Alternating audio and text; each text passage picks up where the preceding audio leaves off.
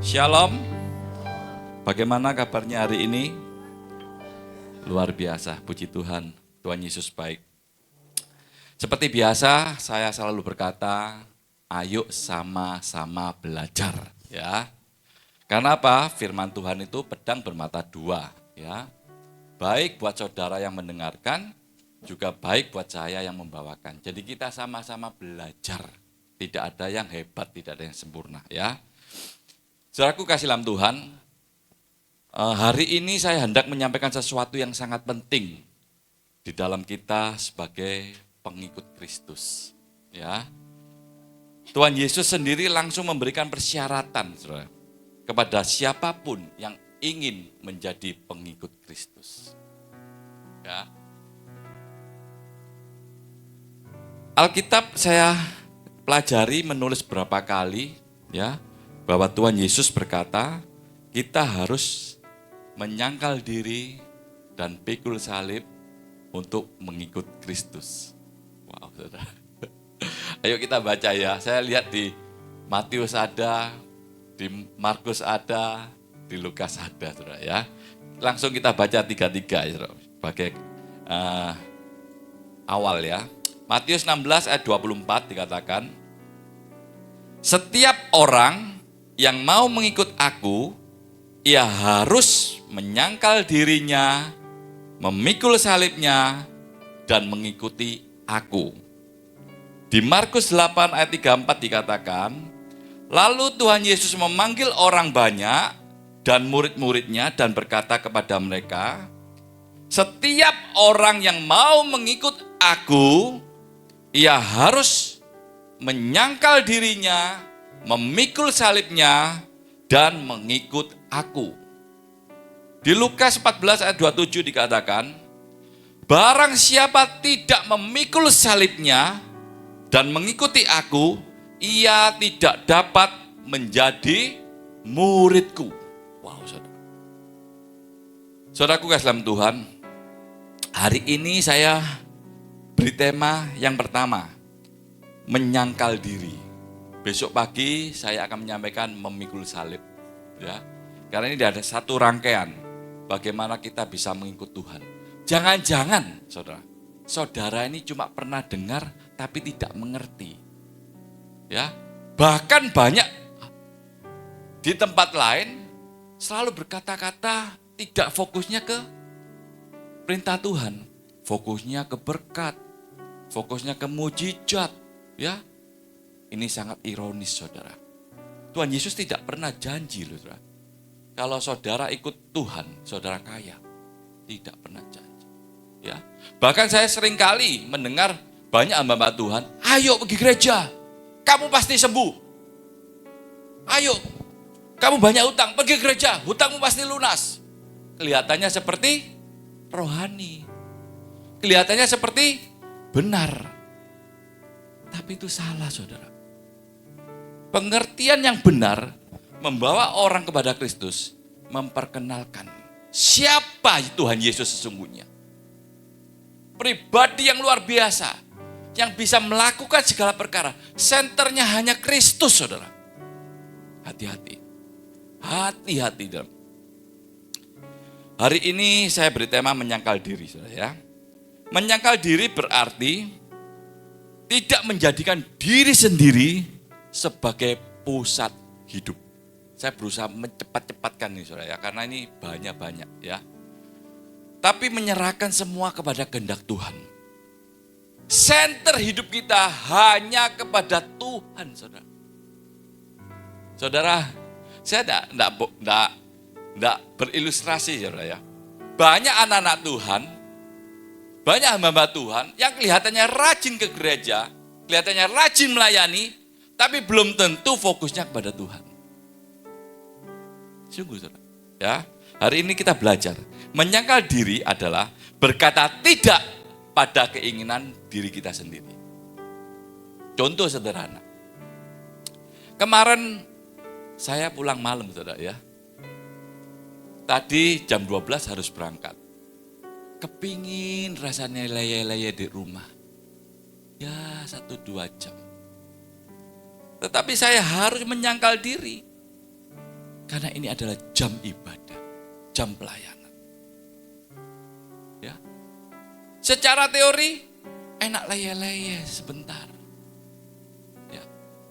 Atau ada juga misalkan ada teman ngajak, ayo jalan-jalan Pak Steve. Oh maaf, setelah ibadah saya mau. Tetapi sebelum ibadah saya tidak mau. Itu namanya menyangkal diri. Bukan karena nganggur kita ibadah. Ya, ini penting saudara.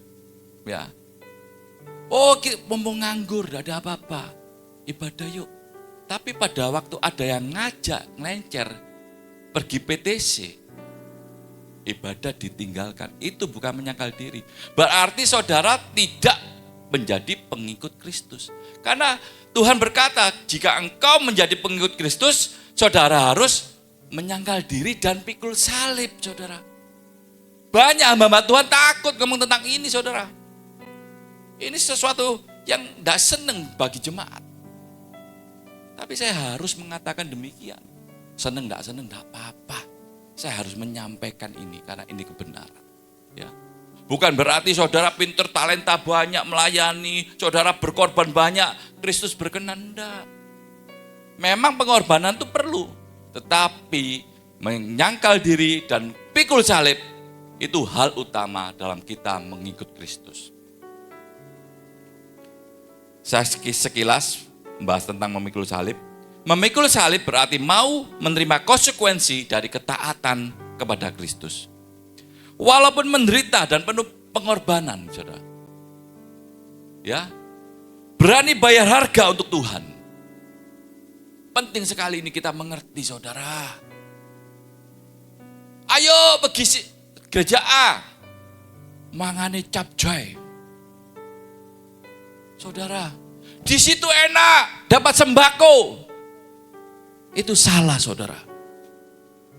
Ya, kita harus benar-benar memikul salib. Ya, berani bayar harga. Ya.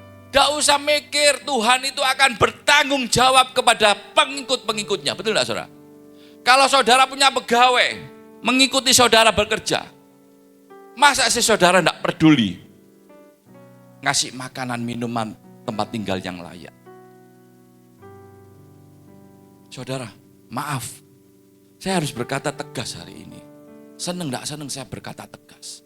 Supaya saudara tidak salah jalan dalam mengiring Kristus. Ya, memikul salib, siap menderita karena ketaatan kepada Tuhan. Siap menderita.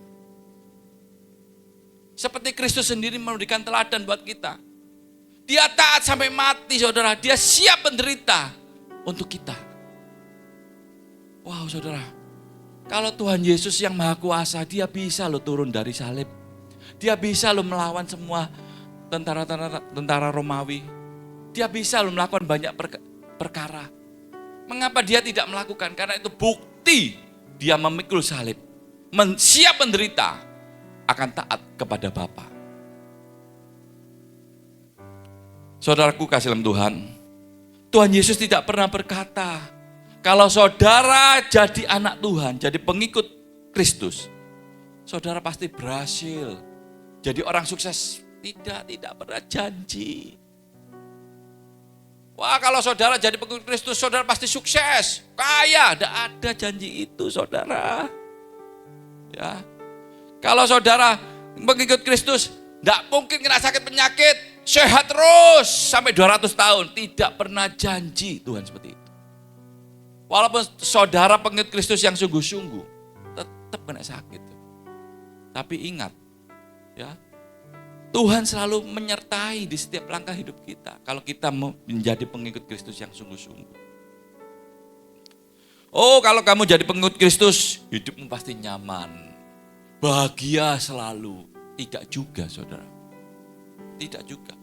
Saudara jadi pengikut Kristus, walaupun tidak jadi pengikut Kristus, tetap ada masalah. Bukan berarti saudara jadi pengikut Kristus yang setia, rajin melayani, masalah tidak ada. Seringkali saya dengar orang-orang, Pak, aku iki lho Pak yo, kurang opo Pak yo. Ibadah enggak tahu bolong. Ya, melayani tiap hari. Ya, berkorban mati-matian, Pak. Tapi kok masalah terus ada? Tuhan tidak pernah janji kita tidak ada masalah, saudara. Tuhan hanya berjanji di setiap hidup kita, Tuhan ada di sana. Gitu, saudara. Saudaraku kasih dalam Tuhan, mungkin saat ini kondisi saudara dalam keadaan sulit. Tapi saudara kalau mengerti firman ini, saudara nyatakan diri saudara, aku pengikut Kristus, aku harus menyangkal diri. Percayalah, hidup saudara pasti berubah. Tuh sungguh ini saudara, pasti berubah. Jangan punya mindset yang terlalu rendah saudara. Ya, terlalu sempit saudara. Ya. Saudaraku kasih dalam Tuhan, khotbah hari ini memang tidak enak di telinga kita. Ya. Tidak populer. Masa ada Bapak Tuhan khotbah gini seneng jemaat, tidak ada. Bisa-bisa tidak datang lagi. Enak ngomong mujizat, enak ngomong berkat, enak ngomong Tuhan Yesus baik. Ya, didoakan sembuh, seneng saudara. Ya, diberkati, seneng pulang. Wah, tidak itu saudara. Memang Tuhan bisa melakukan banyak perkara. Tuhan bisa menolong saudara. Sakit sembuh, diberkati bisa. Tapi Tuhan tidak mau fokus di sana. Tuhan mau fokus kita menyangkal diri dan pikul salib. Ya saudaraku, kasih dalam Tuhan, banyak orang yang mau ikut Tuhan, tetapi tidak mau menyangkal diri. Ya, saya kasih contoh saudara ya. Kalau hati ini disakiti, pegel sekali saudara. Ya, dendam, ingin membalas. Padahal firman Tuhan jelas berkata, ya, ayo ngampuni, ayo memaafkan, ya. Tahu yang benar tapi tidak mau melakukan, itu berarti tidak menyangkal diri saudara. Ya. Selanjutnya, tidak mau kehilangan kenyamanan. Wah, ini banyak saudara, banyak sekali nih. Ya, aku ini bos, aku ini banyak uang. Ojo dikritik saya nih. Aku ini gelarnya 10. Ojo dikotbahi saya nih. Banyak. Ya, tidak mau kehilangan kenyamanan. Saya mau ke gereja, saya mau pelayanan. Asal jangan singgung saya. Banyak saudara, tapi tidak di GBT Home, di tempat lain ya. Di sini ada baik-baik di sini. Coba saja semua sih. Ya, di tempat lain banyak, di sini tidak ada kok. Saya percaya, saya tak lihat dari ujungnya. Wah, luar biasa ya. Ya. Banyak seperti itu. Ya. Jangan sakiti saya. Saya minta dihormati, saya ini hamba Tuhan besar ya. Gitu. Banyak seperti itu, tidak mau kehilangan kenyamanan. Apalagi khotbahnya menyinggung. Waduh, kurang ajar iki wong Pak Gemi. Nyinggung saya ini. Kembali saya berkata, ini juga buat saya. Tadi kan saya khotbah setiap kali gitu toh. Jadi saudara jangan punya pikiran buat saudara saja. Buat saya juga, suatu ketika saya juga males mungkin ke gereja. Saya ingat khotbah saya sendiri. Loh, bisa juga toh saudara, ya. Saya dari luar kota ke sini, khusus melayani. Apakah saya orang Superman? Enggak saudara. Pasti suatu ketika saya juga lemah. Tapi saya akan ingat saya pernah khotbah ini. Betul enggak saudara? Maka dari itu semangat untuk ada lagi. Selanjutnya, tidak mau berubah. Wah, ya toh. Saya ini ngerti firman. Ya, saya memang begini, orangnya keras. Banyak anak-anak Tuhan berkata demikian. Saya ini karakternya keras. Oh, enggak. Saya tidak akan nyubit orang kalau saya tidak dicubit. Wah, banyak.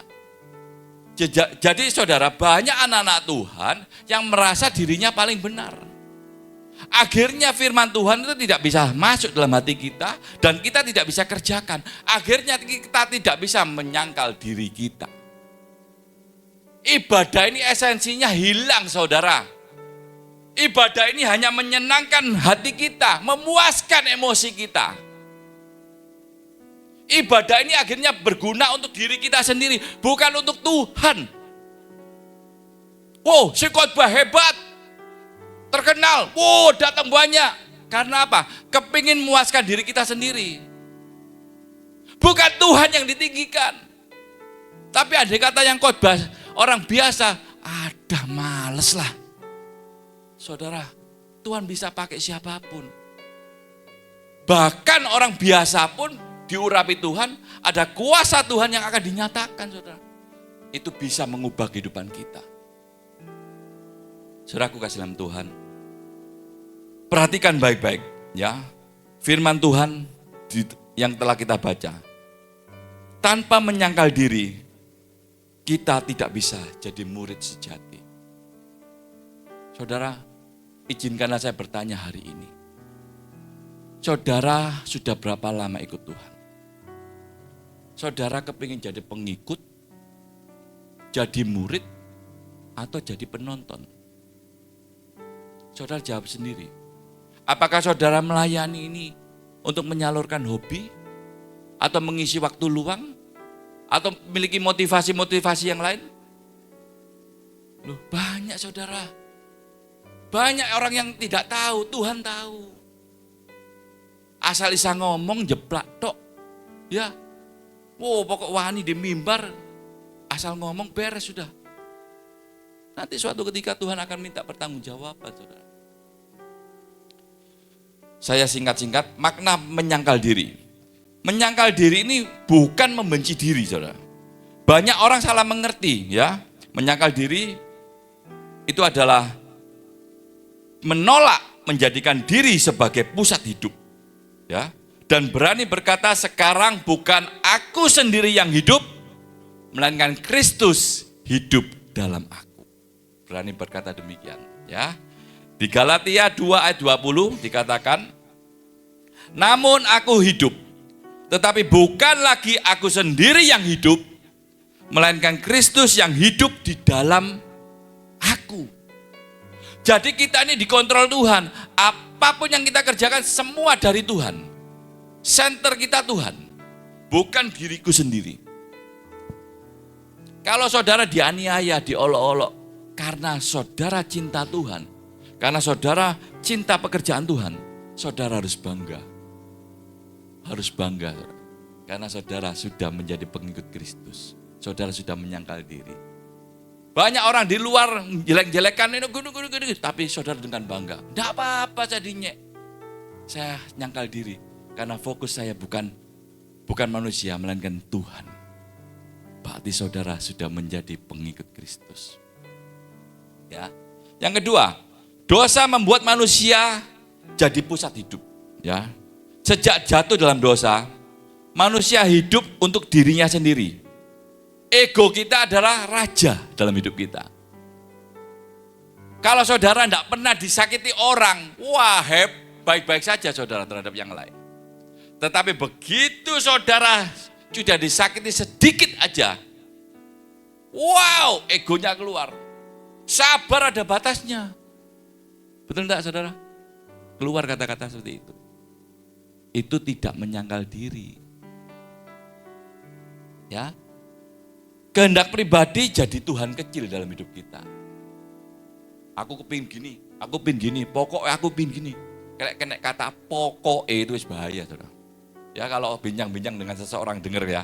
Kalau ada kata-kata pokoknya itu berarti egois. Ingat omongan saya. Pokoknya. Saya pelajari. Kalau sudah bilang, pokoknya saya gini. Wah, egois wis. Ya. Saudaraku kasih dalam Tuhan, menyangkal diri menurunkan tahta diri kita. Melepaskan ego kita. Ya. Melepaskan jubah kebesaran kita. Apa jubah kita? Jubah kebesaran itu apa, saudara? Kekayaan. Ya. Kepintaran kita, ya. Kesehatan kita, jabatan kita, gelar prestasi kita sudah kita lepaskan di hadapan Tuhan. Kita ini tidak lebih dari debu. Kalau saudara merasa saudara hebat, saudara kaya, ya, saudara pinter, bagi Tuhan diguyu, saudara. Kamu tak ambil nafasnya separuh, ngik, ngik, ayo kan terus no, ngik, ayo sombongo terus. Loh, iya saudara. Loh iya loh. Ojo sombong di hadapan Tuhan. Apa yang kita bisa sombongkan? Saya punya satu cerita. Ada seorang ibu yang janda ya saudara ya, punya 3 anak putra. Yang pertama jadi dokter terkenal. Yang kedua hebat saudara, jadi polisi berpangkat jenderal. Yang ketiga pengusaha sukses, luar biasa punya banyak perusahaan. Pada waktu dia datang ke rumah ibunya, dia melepaskan semua jubahnya. Dia seperti anak kecil, dilus-lus gitu sama ibunya. Woi, guyon-guyon, ya. Dia tidak memikirkan jabatannya lagi, tidak memikirkan prestasinya lagi. Di mata ibunya, dia tetap anak kecil. Betul tak, saudara? Tuhan juga demikian. Kita sesukses apapun, kita sehebat apapun, bagi Tuhan kita tuh anak kecil. Apa sih kamu sombongkan? Ya, jadi jangan sombong dengan jubah. Ya, jangan sombong dengan apa yang saudara punya. Suatu ketika itu tidak berguna lagi dalam kehidupan saudara. Uang segunung apapun tetap mati. Sepinter apapun tetap ada masalah. Sungguhan saudara. Ya. Saudaraku kasih dalam Tuhan. Yang selanjutnya, menyangkal diri adalah pertobatan setiap hari. Pertobatan itu bukan hanya sekali loh saudara.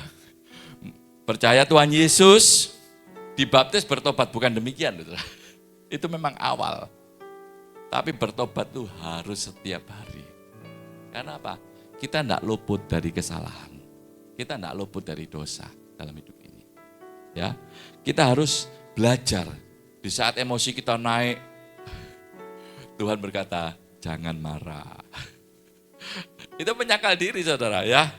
Di saat kita disakiti, pengen bales, jangan dibales. Karena pembalasan adalah hakku. Diam lagi. Belajar. Kalau ingin berbuat dosa, jangan. Ya, aku telah bayar dosamu. Ya, disitulah kita menyangkal diri saudara. Ya, tidak enak ya firman Tuhan hari ini ya. Ya, tidak enak ya. Berat ya. Tapi ini harus saya sampaikan. Apalagi besok saudara. Besok saya nyampaikan pikul salib saudara. Kalau saudara dengarkan pikul salib, waduh lemes saudara. Tapi harus saya sampaikan karena ada 2 sesi hari ini dan besok. Besok saya bicara tentang pikul salib. Ini inti pemuritan sejati. Tuhan Yesus tidak mencari fans.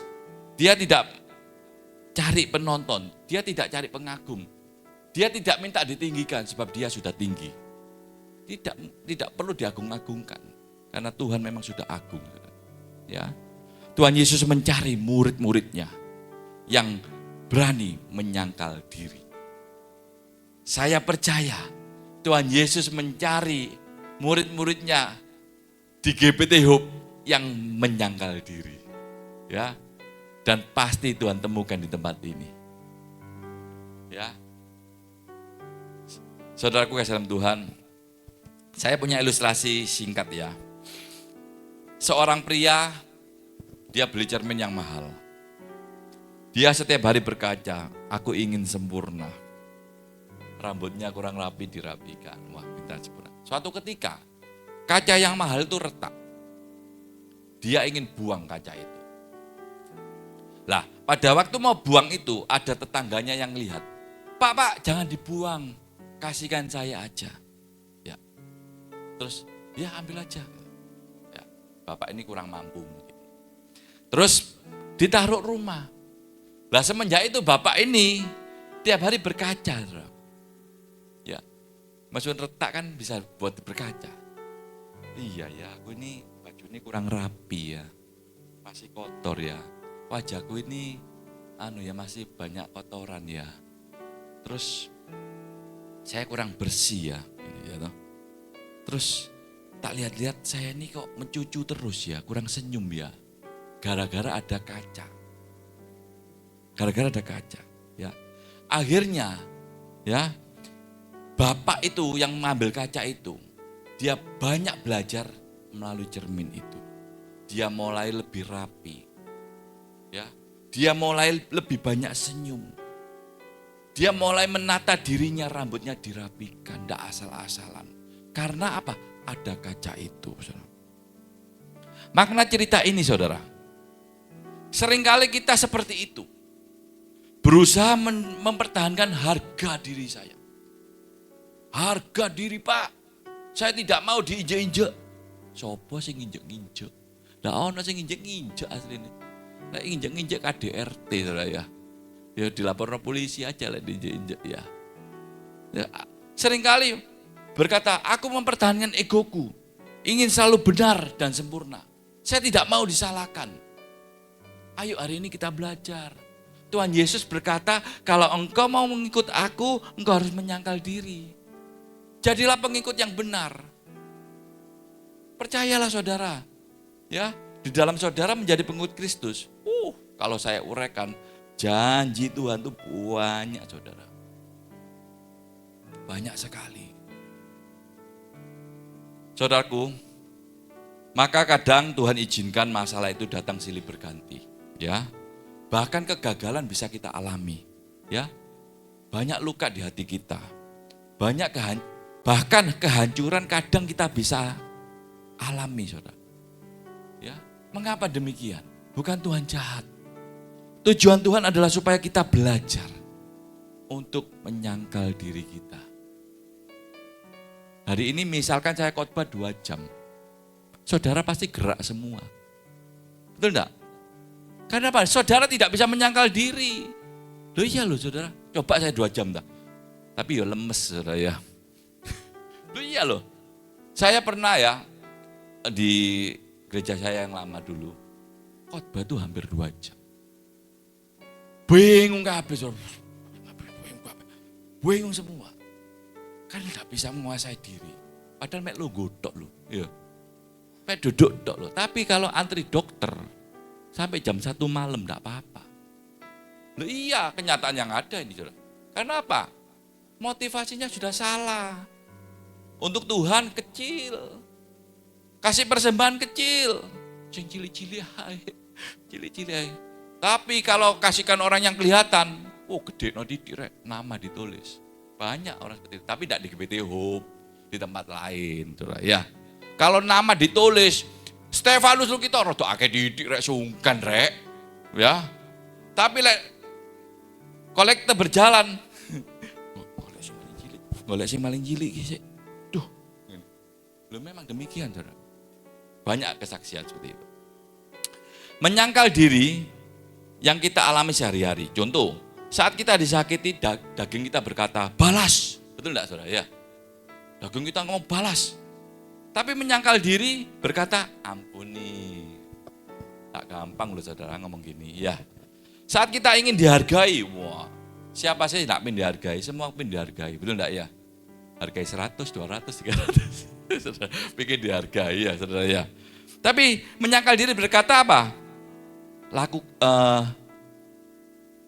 Daging berkata cari pujian dong, ya, wah pujian supaya kamu dihargai orang, ya. Tapi menyangkal diri berkata apa?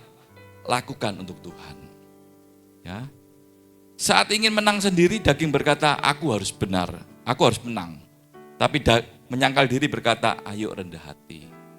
Tak gampang, menyangkal diri itu mesti berlawanan dengan daging. Pelayanan hamba-hamba Tuhan pun juga demikian. Kadang daging menjadi dominan. Banyak, ya. Ingin dilihat banyak orang, punya nama besar. Banyak orang seperti itu. Ya. Kalau mau pelayanan tanya, gerejamu jemaatnya berapa? Ya. Dari jemaat berapa tuh tahu kolektornya berapa? Ya. PK-nya kurang lebih berapa? Ada juga hamba Tuhan berkata gini, saya dijemput naik mobil apa? Makan apa malam? Bahkan minumnya tuh merek apa? Loh, ini kamu sesungguhnya loh saudara. Sesungguhnya loh. Iki hamba Tuhan. Kok enggak menyangkal diri sama sekali? Loh ada demikian. Ya, kalau maaf kata, kalau PK-nya enggak cocok, enggak datang lagi saudara. Telepon, Pak bisa ngelayani tanggal ini. Penuh. Tidak cocok PK ini. Tanggal ini Pak, penuh. Tapi lek banyak, saudara. Oh bisa saya atur. Walaupun ini ada, coba ini tak cancel dulu ini. Tak batalkan dulu yang ini. Karena apa? Lebih banyak. Saudara, itu bahaya, saudara. Itu berarti tidak menyangkal diri, ya. Ada satu cerita ibu ya, sering dihina oleh tetangganya, sak kampung itu. Ya. Terus teman-temannya ibu ini berkata, "Balasan, Bu. Diilo-ilono, dihina kok diem saja. Balasan, kurang ajar si A si B si C ini." Tapi ibu itu tidak pernah balas, diem aja. Ya. Dia tetap berbuat baik kepada semua orang. Bahkan yang menyakiti, dia tetap berbuat baik. Suatu ketika, berapa bulan kemudian, ibu-ibu yang dulu menghina-hina itu datang ke rumahnya ibu ini. Ya, dia menangis dan minta maaf. "Ibu, saya minta maaf ya, karena saya sering kali menghina ibu, memfitnah ibu." Ibu ini berkata apa? Tidak apa-apa. Ya, menyangkal diri tidak selalu terlihat kuat. Saat ibu itu dihina-hina, kesannya kan dia lemah. Dia kalah. Betul enggak, saudara? Ya, menyangkal diri tidak selalu terlihat kuat. Tapi di mata Tuhan, itu adalah kemenangan besar, saudara. Ya, di balik segala sesuatu ada rahasia Tuhan yang besar, saudara. Tuhan jangan dijadikan cuma, oh aku percaya Tuhan. Tidak, saudara. Dia satu pribadi yang luar biasa. Dia dapat melakukan segala perkara. Ya. Mengapa menyangkal diri itu sangat sulit, saudara? Ya, sulit tidak menyangkal diri, saudara? Sulit ya. Mengapa? Nah, ayo coba saya bahas singkat-singkat. Karena kita lebih mencintai diri kita daripada Tuhan. Ya, kita mau jujur, kita lebih cinta sama diri kita kok semestinya. Walaupun berkata, "Kaulah segala-galanya bagiku Tuhan. Aku tidak bisa hidup tanpa Engkau." Omong tok. Tuhan bilang gitu. Sering jemaat, WL, singer, wah doanya sampai nangis. "Aku tidak bisa hidup tanpamu Tuhan. Kaulah segala-galanya buat aku." Ya. Tapi semestinya dia lebih cinta dirinya sendiri daripada Tuhan. Mengapa menyangkal diri sulit? Karena kita takut kehilangan kenyamanan. Mau tidak mau kita akui, saudara. Kita ini takut kehilangan kenyamanan. Kadang-kadang kita ibadah pun nyari kenyamanan loh. Disinggung di sini pindah sana. Disinggung sini pindah lagi sana. Oh ini AC-nya kurang adem, speaker-nya kurang enak, WL-nya kurang enak. Pindah sing ini. Banyak seperti itu. Tapi tidak di GBTH, di tempat lain. Loh banyak seperti itu memang. Di sana itu lo enak diberkati. Di sini lo memangan bakmoy. Untung ada bakmoy, saudara. Lek ada bakmoy ini tambah nak teko, saudara. Loh, bahaya ini, saudara ya. Berarti saudara datang bukan untuk Tuhan, buat bakmoy, saudara. Ya, saudara. Hati-hati, jangan gagal fokus. Karena hidup kita sementara, singkat. Ya, gunakan sebaik-baiknya untuk modal kita menghadap Tuhan. Ya, hidup kita hanya singkat. Hidup saat ini kita buat modal untuk kita bertemu dengan Tuhan. Dalam keluarga juga demikian. Suami harus belajar mengalah, istri harus belajar mengampuni. Orang tua harus lebih sabar kepada anak-anaknya. Dan anak-anaknya harus mematuhi orang tuanya. Ya, ini menyangkal diri. Jangan dibalik-balik. Sekarang orang tua takut sama anak. Benar enggak, ibu-ibu, bapak-bapak? Lek zaman dulu beda. Anak takut sama orang tua. Lek sekarang orang tua takut sama anak. Bahaya sekarang ini, saudara. Iya, hati-hati. Itu bukan firman Tuhan. Ya. Dalam pekerjaan juga jujur walaupun rugi. Ya. Tidak curang walaupun ada kesempatan untuk berbuat tak benar. Ya. Tidak mencari keuntungan sendiri. Di gereja pun ada, saudara. Melayani harus dengan tulus. Tidak usah dipuji-puji, tidak perlu pujian. Oh kamu hebat ya, oh iya saya hebat. Enggak perlu demikian. Ya. Terus di gereja pun ayo kita belajar tidak mudah tersinggung. Ya, tidak iri hati, mau bergandengan tangan dalam pelayanan, ya. Dalam hidup kita pribadi juga demikian, Saudara. Kalau kita melakukan segala sesuatu, bertanyalah pada diri kita sendiri, ya. Ingat ya, ini pesan saya ya. Di dalam kehidupan kita, kalau kita mau melakukan segala sesuatu, coba renungkan ya. Apakah ini kehendak Tuhan atau kehendak kita? Wes itu aja. Ingat ini PR buat kita. Dalam segala sesuatu coba renungkan. Ini karepku apa karepe Tuhan? Jujur 95% karepe dewe, karepe kita sendiri. Kita enggak libatkan Tuhan kok. Tapi lek masalah banyak Saudara. Sakit enggak waras-waras. Divonis sakit keras. Duit enggak nyekel blas. Tuhan tuh gini ya. Loh iya Saudara. Tapi kalau di zona nyaman, wah Tuhan nomor sekian Saudara. Loh ini kenyataan yang ada, tapi enggak di GBT Hope. GBT Hope baik-baik. Di tempat lain, ya toh, di GBT Hope ini orangnya baik-baik, ya toh. Wajahnya kelihatan bersinar semua ini, ya toh. Ya kayak ada lampunya nih, 5 watt semua ini, bersinar semua, ya toh. Apalagi kalau senyum, wah, tambah membuat terpesona, Saudara ya. Saudara, ayo kita belajar hari ini. Bayangkan, jika semua orang hidup hanya untuk diri sendiri. Coba bayangkan, Saudara. Kalau di dunia ini semua, orang hidup untuk dirinya sendiri, ego semua, ya. Semua mempertahankan ego dan tidak mau mengalah. Dunia pasti penuh masalah. Pertengkaran terjadi di mana-mana. Menimbulkan banyak luka. Betul enggak Saudara? Hari ini Tuhan tidak meminta kesempurnaan. Ya. Tuhan tidak minta keberhasilan besar. Tuhan mau minta kepada kita, ayo belajar sangkalkan diri kita. Ayo menyangkal diri. Ya, supaya kita benar-benar menjadi pengikut Kristus yang berkenan di hadapan Tuhan. Sekali lagi saya minta maaf, ya saya harus berkata demikian karena GBT Hope ini adalah gereja pengembalaan. Ya, saya tidak mau berkata yang enak-enak saja. Bukan berarti Tuhan tidak bisa memberkati. Ya, Tuhan bisa memberkati, Tuhan bisa menyembuhkan, Tuhan bisa mengadakan perkara mujizat. Tapi ingat, fokus kita, center kita hanya Kristus. Sembuh tidak sembuh, bersyukurlah. Kaya tidak kaya, bersyukurlah. Ya, ditolong tidak ditolong, bersyukurlah. Fokus kita hanya Kristus. Karena kita adalah milik Kristus.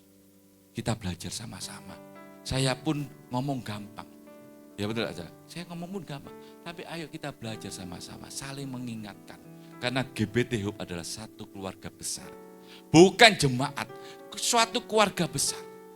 Yang selalu menopang, memperhatikan, dan memberkati satu dengan yang lain. Ya, WL musik, pemain musik, WL pemain musik maju ke depan. Oh pemain musik sudah di sini. Singer. Kita siapkan hati kita untuk menyambut perjamuan suci Saudara. Sekali lagi Bapa, kami menghampiri Engkau dengan kerendahan hati kami. Kami mengucap syukur Tuhan atas ibadah malam hari ini. Kami merasa Kau hadir di tengah-tengah kami. Engkau lawati setiap kami pribadi lepas pribadi Tuhan. Kami mengucap syukur Tuhan atas malam hari ini. Kami berterima kasih Engkau telah memilih kami untuk menjadi pengikut-pengikut-Mu Tuhan. Menjadi anak-anak-Mu, menjadi orang percaya pada Engkau Tuhan. Karena ada satu janji yang Kau nyatakan di firman-Mu Tuhan. Kami akan memperoleh keselamatan. Kami tidak akan tinggal sendirian. Engkau selalu bersama dengan kami. Dan kami yakin dan percaya Tuhan. Engkau Allah yang sangat mengerti hidup kami. Engkau Allah yang peduli atas hidup kami. Dan Engkau sanggup menolong kami Tuhan. Mantapkan iman kami Tuhan dalam kehidupan ini. Walaupun masalah silih berganti datang, semua bergoncang Tuhan. namun firman Tuhan akan tetap selama-lamanya. Kami yakin dan percaya Tuhan, Kau sangat mengasihi kami. Malam hari ini Tuhan, kami berdoa untuk pelayan-pelayan Tuhan yang telah ambil bagian dalam melayani Tuhan malam hari ini. Baik WL, singer, musik, multimedia, konsumsi, dan siapapun yang terlibat dalam ibadah malam hari ini.